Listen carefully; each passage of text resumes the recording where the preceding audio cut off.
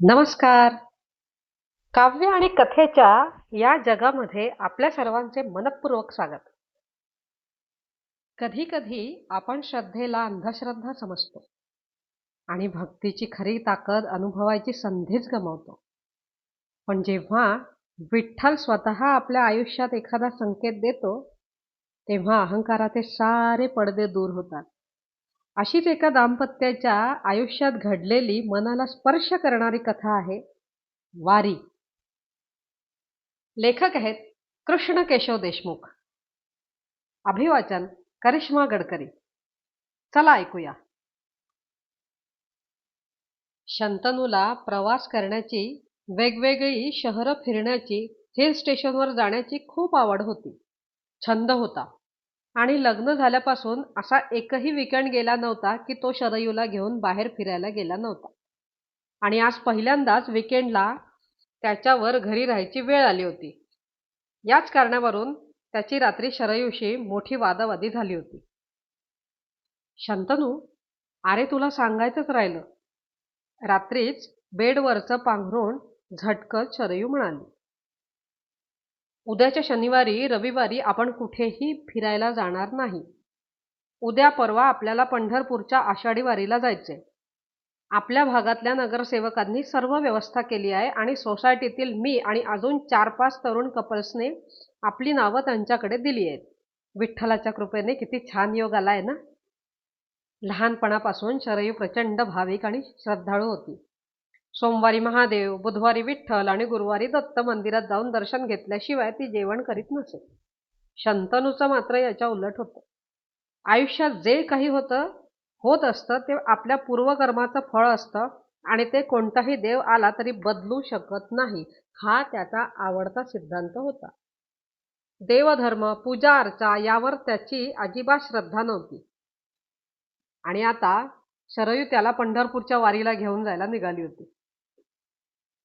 वारी? काय वेडबीड लागलंय का तुला? चांगला वीकेंड एन्जॉय करायचा सोडून हे काय खुळतू काढलंस? तुला माहित आहे ना, मला देवदर्शन, यात्रा, जत्रा अशा गोष्टीत अजिबात इंटरेस्ट नाही. आपण बाहेर फिरायला गेलो तरी मी कुठल्याही गावातल्या प्रसिद्ध मंदिरात वगैरे जात नाही. तुला हे माहिती. मी वारीला बिरीला काही येणार नाही. शंतनू प्रचंड वैतागला होता. हे बघ शंतनू, आजपर्यंत आपण इतक्या वेळा कुठे कुठे बाहेर गेलो. मला आवडो किंवा न आवडो, मी एकदा तरी तुला येत नाही असं म्हटलंय का? मग आता माझ्यासाठी तुला एक दिवस तेही काही तास वारीला यायला काय हरकत आहे? आपल्याला लोणंद ते तरडगाव या वारीच्या एका टप्प्यात म्हणजे 10-15 किलोमीटर पालखीबरोबर चालायचंय आणि विठ्ठलाच्या चरणी आपली सेवा रुजू करायची आहे. शरयू त्याचा हात हातात घेत म्हणाली. शंतनू काहीसा वरमला. तिने आजपर्यंत त्याचं मन कधीही दुखावलं नव्हतं. पण तिच्यासाठी गळ्यात तुळशीची माळ घालून टाळ वाजवत रस्त्याने चालत जायला त्याचं मन अजून तयार नव्हतं. पण शरयूला नाही म्हणायला त्याला काही कारणही सुचत नव्हतं. हे बघ, मी तुला एकदाच सांगितलंय, मी वारीला येणार नाही म्हणजे नाही. उगीच वाद घालू नकोस. तुला जायचं असेल तर तू एकटी जाऊ शकतेस. शंतनू आता एकेरीवर आला होता. ठीक आहे, बाकीचे सगळे जोडीने असतात, मी मात्र एकटी जाईन. पण सोसायटीत तुझ्या इमेजचं काय होईल ते बघ. वाद वाढायला लागलेला पाहून दोघांनीही आवर्त घेतलं आणि एकमेकांकडे पाठ करून ते झोपी गेले. लग्न झाल्यानंतर पहिल्यांदाच दोघात एवढी वादावादी झाली होती. त्यामुळे रात्रभर शंतनूला नीट झोप लागली नव्हती. सकाळी बेडवर पडल्या पडल्या रात्रीचा हा प्रसंग त्याच्या डोळ्यासमोर उभा राहिला. शंतनूने अंगावरचं पांघरुण बाजूला केलं आणि उठून तो किचनकडे निघाला. शरयू ओट्याजवळ उभी राहून बहुधा चहा करत असावी. मोबाईलवर कानडा राजा पंढरीचा हे भक्तिगीत लावलेलं होतं आणि ती तितक्याच भक्तिभावाने ते ऐकत होती. शंतनूने तिच्या जवळ जाऊन तिचा हात हातात घेतला. शरू, रात्री मी थोडंसं जास्तच जोरात बोललो. I am really sorry. पण त्याचं ते वाक्य अर्धवटच राहिलं कारण तेवढ्यात त्याच्या फोनची रिंग वाजली. तो ग्वाल्हेरला असलेल्या त्याच्या जीवश्च कंठश्च मित्राचा पवनचा कॉल होता. शंत्या, पुण्यातच आहेस की गेला आहेस कुठे उंडरायला? शंतनूने घरीच आहे असं सांगितलं. बरं झालं बाबा. हे बघ, मी संध्याकाळच्या फ्लाईटने तुझ्याकडे पुण्याला येतोय. तुला माहिती नाही, मागची 5 वर्ष मी आणि माझी बायको आषाढी वारीसाठी पुण्याला येतोय. तुला धार्मिक गोष्टींची आवड नाही हे मला माहिती आहे, त्यामुळे तुला सांगितलं नव्हतं. पुण्यात धोडपकर म्हणून माझा एक मित्र आहे. त्याचा वारी करणारा एक मोठा ग्रुप आहे. त्यांच्याबरोबर आम्ही जात असतो. वारीमध्ये टप्पे असतात. त्यातील लोणंद ते तरडगाव या 10-12 किलोमीटरच्या टप्प्यात मी पालखीबरोबर सहभागी होत असतो. नेमकी काल ही आजारी पडली. वारी चुकवायचं माझ्या जीवावर आलाय. आणि का कुणास ठाऊक माझ्या मनात आलं की यावेळी तुला आणि वहिनींना वारीला घेऊन जाऊया. अरे पण शंतनूने शेजारीच कपात चहा ओतता ओतता फोनवरचं बोलणं ऐकत असलेल्या शरयूकडे पाहिलं. ती गालातल्या गालात हसत होती. पण बिण काही नाही. मी तुम्हा दोघांचं नाव माझ्याबरोबर ग्रुपमध्ये नोंदवलं आहे आणि आपल्याला जायचंय. एकदा बघ तरी तिथे कसं प्रसन्न आणि भक्तिमय वातावरण असतं ते. शंतनू काही बोलायच्या आत त्याने फोन कट करून टाकला. शंतनूने शरयूकडे पाहिलं आणि दोघेही आता हसायला लागले.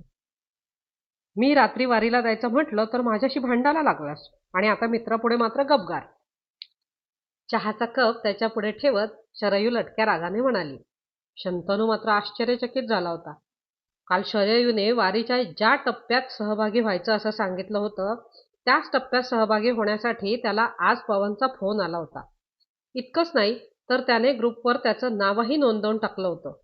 हा केवळ योगायोग होता की एखादा दैवी संकेत असा पुसटचा विचार त्याच्या डोक्यात येऊन गेला, पण त्याने तो लगेच झटकून टाकला. शरू, तुमच्या दोघांपुढे माझा नाईलाज झालाय. ठीक आहे, मी येतो, पण मी तेथे गळ्यात तुळशीची माळ आणि कपाळावर बुक्का वगैरे लावणार नाही, हे आत्ताच सांगून ठेवतो. मी फक्त तुम्हाला कंपनी म्हणून येणार आहे. अरे मी कुठे म्हणतेय तुला तिथे तुळशीची माळ घाल. मी तुला फक्त बरोबर चल म्हणतेय. आता ते जाऊ दे, पण माझं एक काम कर. माझ्यासाठी आणि पवन भाऊजींसाठी 2 तुळशीच्या माळा आणि वाजवायचे टाळ तेवढे कोणत्याही परिस्थितीत संध्याकाळपर्यंत आणून दे. उद्या आपल्याला लवकर निघायचंय. मला आज भरपूर कामं आहेत त्यामुळे वेळ नाही, शरयू उत्साहाने म्हणाली. नवरा वारीला यायला तयार झाला याचाच तिला जास्त आनंद झाला होता. दुपारी शंतनूने बाईक काढली आणि तो तुळशीच्या माळा घेण्यासाठी निघाला. पवन बऱ्याच वर्षांनी येत असल्यामुळे वाटेत श्रीखंड विकत घेतलं. दगडूशेठ गणपती मंदिराजवळ धार्मिक पुस्तकांची दुकानं आहेत, तिथे या वस्तू सहज मिळतील म्हणून तो तिकडे निघाला. पण तिथे त्याला तुळशीची माळ काही मिळाली नाही.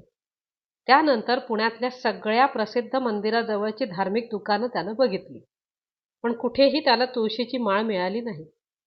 त्याला आता आश्चर्य वाटायला लागलं. माळा आणि टाळ नेणं आवश्यक होतं, नाहीतर एवढी साधी गोष्ट पण तू करू शकत नाहीस, हा शरयूचा डायलॉग त्याला ऐकून घ्यावा लागणार होता. शेवटचा एक प्रयत्न म्हणून कंटाळून तो पेठेतल्या विठ्ठल मंदिराजवळ आला आणि तिथल्या दुकानदाराकडे तुळशीच्या माळेची चौकशी केली.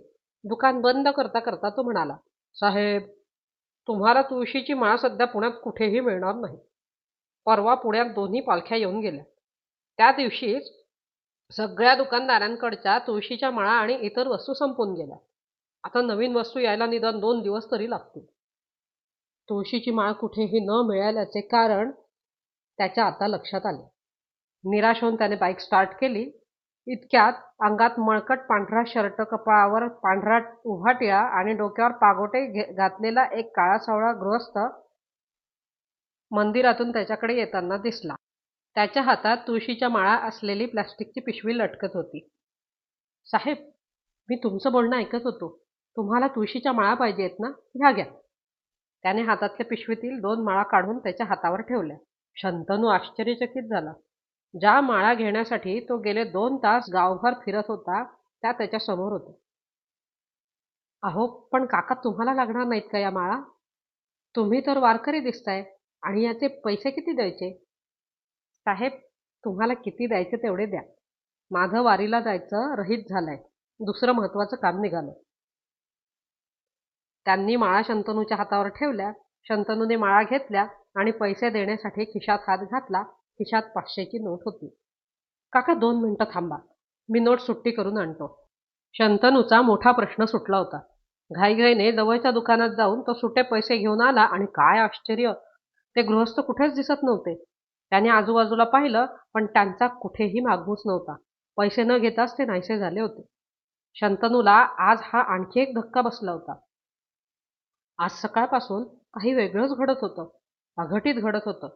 आधी त्याचा मित्र पवन त्याची इच्छा नसताना त्याला पंढरपूरच्या वारीला घेऊन चालला होता आणि आता पागोटे घातलेला हा काळा-सावळा गृहस्थ तुळशीच्या माळांचे पैसे न घेताच अदृश्य झाला होता. कुठली तरी अज्ञात शक्ती त्याला वारीकडे, पंढरपूरच्या विठ्ठलाकडे खेचत होती. त्याच्या अधार्मिकत्वाला तडे देत होती, आव्हान देत होती. याच विचारांच्या चक्रव्यूहात अडकलेला शंतनू घरी जाण्यासाठी परत निघाला.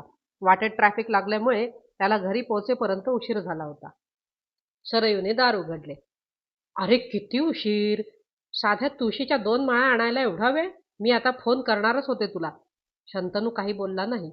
त्याने आणलेल्या तुळशीच्या 2 माळा आणि टाळ तिच्या हातात दिले. काय झालं? सिरियस दिसतोयस? बरं वाटत नाही का? आणि हो, एक सांगायचं होतं तुला. आत्ताच संत साहित्य प्रचारक मंडळाचे एक काळे सावळे आणि कपाळावर पांढरा टिळा लावलेले गृहस्थ तुला भेटायला आले होते. काळे सावळे आणि पांढरा टिळा लावलेले? काय म्हणतेस? शंतनू जागेवरच उडाला. हो, तू सोसायटीचा सेक्रेटरी आहेस ना? त्यांना तुला भेटायचं होतं. त्यांनी सोसायटीत वाटण्यासाठी हरिपाठाच्या अभंगांच्या पुस्तिका आणल्या होत्या. तू भेटला नाहीस म्हणून त्या माझ्याकडे ठेवून गेले आहेत.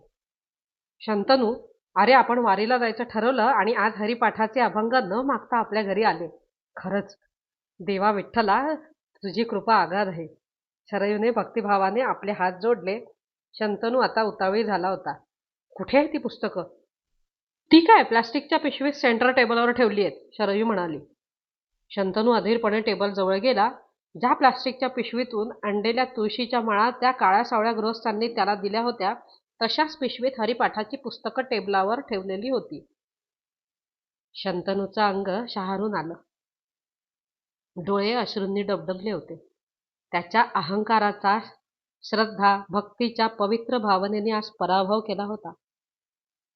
त्याने अभावितपणे काळ्या सावळ्या रंगाच्या आणि कपाळावर पांढरा टिळा लावलेल्या त्या अनामिक देवदूताला हात जोडले आणि आपले डोळे मिटून घेतले. त्याच्या डोळ्यासमोर त्या देवदूताच्या जागी प्रसन्न चेहऱ्याची, कपाळावर टिळा लावलेली श्री विठ्ठलाची काळी सावळी मूर्ती दिसायला लागली होती. श्रोते हो, कथा आवडली असल्यास लाईक, कमेंट, शेअर आणि सबस्क्राईब करायला विसरू नका. धन्यवाद.